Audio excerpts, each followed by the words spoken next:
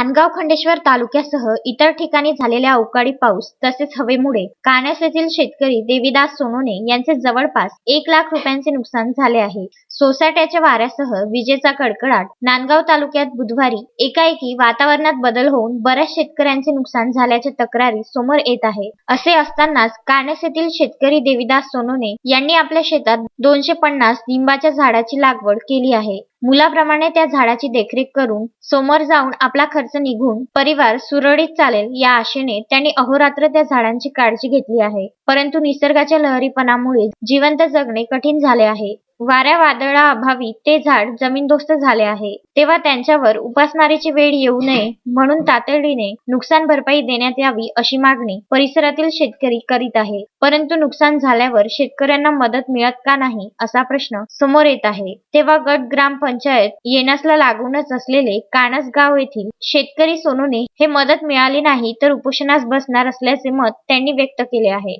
कानस survey number 69/4 माझं एक hectare लिंबूचे झाड लागवड झालेली आहे।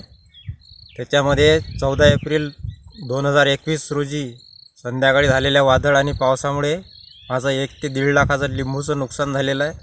तरी शासनाने मला आर्थिक मदत द्यावी अशी मी त्यांना विनंती करतो। वैद्यसाहेब कृषी अधिकारी आले होते, तलाठी या कोणी आलेलं नाही आहे।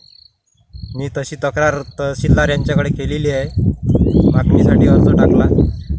यापूर्वी माझं नुकसान झालेलं आहे परंतु काही आर्थिक मदत मिळालेली नाही आहे। तरी यावेळेस मात्र मदत मिळेल अशी माझी इच्छा आहे। प्रदीप रघुते, विदर्भ न्यूज, येनस।